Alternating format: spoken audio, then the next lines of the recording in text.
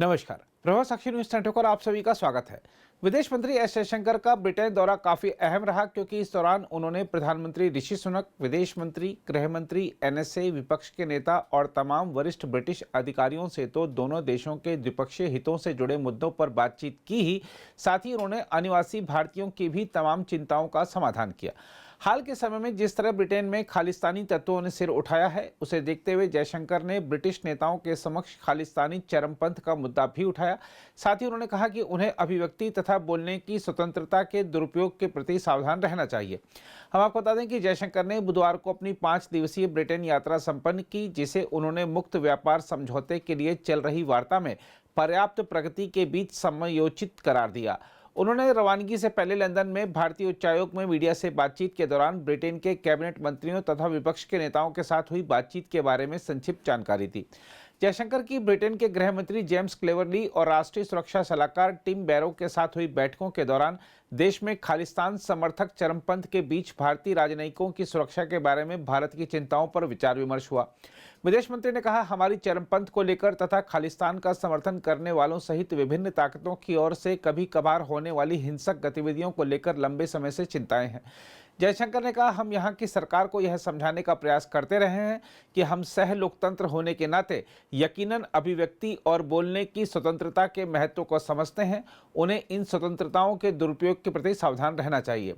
मार्च महीने में India house में हुए हिंसक विरोध प्रदर्शन के संदर्भ में विदेश मंत्री जयशंकर ने कहा कि स्थिति की गंभीरता को पहचाना गया है और भारत की अपेक्षा यह है कि उसके राजनयिक मिशन को अपेक्षित सुरक्षा प्रदान की जाए ताकि वह अपना कामकाज बिना किसी बाधा के कर पाए। साथ ही हिंसा और चरमपंथ की वकालत के खिलाफ कड़ा रुख रहेगा। यह पूछे जाने पर कि क्या एफटीए पर होने वाली 14वें दौर की वार्ता निर्णायक होने की संभावना है, विदेश मंत्री ने कहा, हमने पर्याप्त प्रगति की है, लेकिन मुझे नहीं लगता कि भविष्यवाणी करना या समय सीमा तय करना सही होगा। उन्होंने कहा, मुझे लगता है कि दोनों पक्ष एफटीए के महत्व के बारे में जानते हैं और इसे हासिल करने के लिए अधिकतम प्रयास करेंगे। जयशंकर ने ब्रिटेन के नवनियुक्त विदेश मंत्री डेविड कैमरन के साथ द्विपक्षीय बातचीत की। जयशंकर ने कहा कि दोनों विदेश मंत्रियों के बीच रूस, यूक्रेन और इजराइल हमास संघर्ष सहित कई क्षेत्रीय मुद्दों पर बातचीत हुई। जयशंकर ने एक प्रश्न के जवाब में कहा कि भारत ने रूस से तेल खरीदकर दुनिया को एक बड़े संकट से बचाया। जयशंकर ने बताया कि कैमरन ने उन्हें इंग्लैंड और भारतीय क्रिकेट टीम के हस्ताक्षर वाला एक बल्ला भेंट किया। जयशंकर ने इस उपहार को बेहद खास बताया। हम आपको बता दें कि विदेश मंत्री ने रविवार को प्रधानमंत्री ऋषि सुनक से मुलाकात की थी और इस दौरान उन्होंने सुनक को विराट कोहली के हस्ताक्षर वाला बल्ला भेंट किया था। उन्होंने कहा, कुल मिलाकर मैं यह कहूँगा कि यह यात्रा सही वक्त पर हुई और इसकी बेहद जरूरत थी क्योंकि इस प्रकार के व्यक्तिगत मेल मिलाप देशों के बीच समझ विकसित करने में काफ़ी मददगार साबित होते हैं। उन्होंने कहा, मैं बेहद संतुष्ट हूँ कि ब्रिटिश तंत्र ने सभी प्रासंगिक स्तरों पर जुड़ने का प्रयास किया और यह अपने आप में हमारे संबंधों में निकटता की बानगी है। जयशंकर ने विपक्षी दल लेबर पार्टी के नेता कीर स्टार्मर और विदेश मंत्रालय के पदाधिकारी डेविड लेमी के साथ भी विभिन्न मुद्दों पर बातचीत की। इसके अलावा कनाडा में एक खालिस्तानी अलगाववादी की हत्या के संदर्भ में विदेश मंत्री एस जयशंकर ने कहा कि भारत किसी जांच से इनकार नहीं कर रहा है। इसके साथ ही उन्होंने खालिस्तानी अलगाववादी की हत्या में भारत सरकार के एजेंट की संलिप्तता के कनाडा के आरोपों पर उसे सबूत मुहैया कराने को कहा।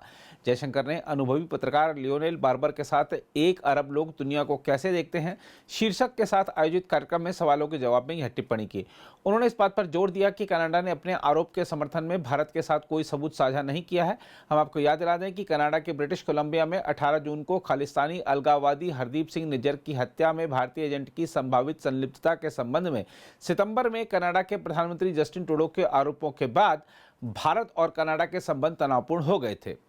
भारत ने ट्रूडो के आरोपों को बेतुका और बेबुनियाद बताकर खारिज कर दिया। जयशंकर ने कनाडा में खालिस्तान समर्थक गतिविधियों का जिक्र करते हुए कहा कि भाषण और अभिव्यक्ति की स्वतंत्रता एक निश्चित जिम्मेदारी के साथ आती है और उन स्वतंत्रताओं का दुरुपयोग तथा राजनीतिक उद्देश्यों के लिए उस दुरुपयोग को बर्दाश्त करना बहुत गलत होगा। उन्होंने कनाडा में भारतीय उच्चायोग पर हमले या उच्चायोग और महावाणिज्य दूतावास पर बम हमलों का जिक्र किया और कहा कि भारतीय राजनयिकों को सार्वजनिक रूप से डराया गया था, जबकि कनाडाई अधिकारियों ने दोषियों के खिलाफ कोई कार्रवाई नहीं की। हम आपको यही बता दें कि पिछले हफ्ते ही प्रधानमंत्री ट्रूडो ने रेखांकित किया था कि कनाडा भारत के साथ अभी कोई लड़ाई नहीं चाहता था, लेकिन उन्होंने अपने आरोपों को दोहराया और कहा कि ओटावा इस बहुत गंभीर मामले पर नई दिल्ली के साथ रचनात्मक रूप से काम करना चाहता है।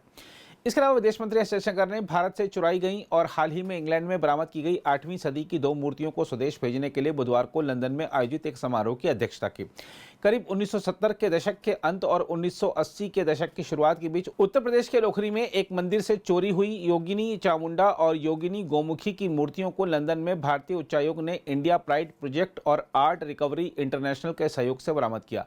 जयशंकर ने ब्रिटेन की अपनी 5 दिवसीय यात्रा के अंतिम दिन इंडिया हाउस में मूर्तियों का अनावरण किया और कहा कि वह उनके स्वदेश लौटने का बेसब्री से इंतजार कर रहे हैं। जयशंकर ने कहा, आज यह महत्वपूर्ण है कि हम एक दूसरे की संस्कृति की सराहना करने की ओर अग्रसर हैं, ताकि यह सुनिश्चित हो सके कि सांस्कृतिक आदान प्रदान कानूनी, पारदर्शी और नियम आधारित हों। उन्होंने कहा, जब कभी विचलन हुआ है और जब भी इन्हें ठीक किया गया है, मुझे लगता है कि यह बहुत महत्वपूर्ण है। हम आपको बता दें कि योगिनी योग कला महिला गुरुओं को संदर्भित करती है, जिसमें 64 दिव्य योगिनियों को लोखरी जैसे योगिनी मंदिरों में देवी के रूप में पूजा जाता है। यह शब्द थोड़ा अलग है क्योंकि यह देवी और निपुण उपासकों दोनों पर लागू होता है, जिनके बारे में माना जाता था कि वे मूर्तियों के सामने गुप्त अनुष्ठान करके देवी की कुछ शक्तियों को हासिल करने में सक्षम थे।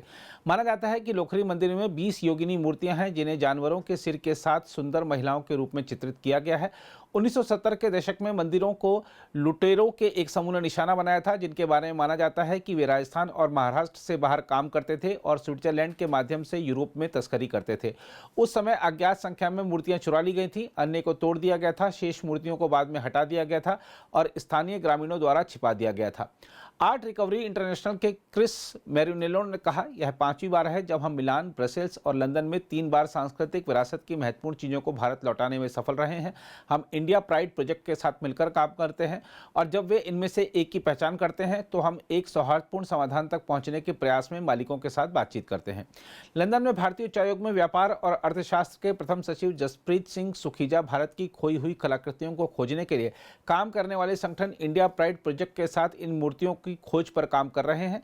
ब्रिटेन में भारत के उच्चायुक्त विक्रम दुरईस्वामी ने कहा, इन अवसरों पर हम जो करना चाहते हैं उसका उद्देश्य कुछ स्वीकार्य और सौहार्दपूर्ण समाधान खोजना है, ताकि हमारी विरासत वहां वापस जा सके जहां यह सबसे उपयुक्त है, जहां से यह आती है और जहां इसकी सबसे अधिक सराहना की जाती है। अगर आप भी लेना चाहते हैं देश दुनिया की तमाम जानकारी तो आज ही सब्सक्राइब करें हमारे चैनल को। साथ ही नीचे दिए बेल आइकन को जरूर दबाएं ताकि हर अपडेट आप तक पहुंच सके।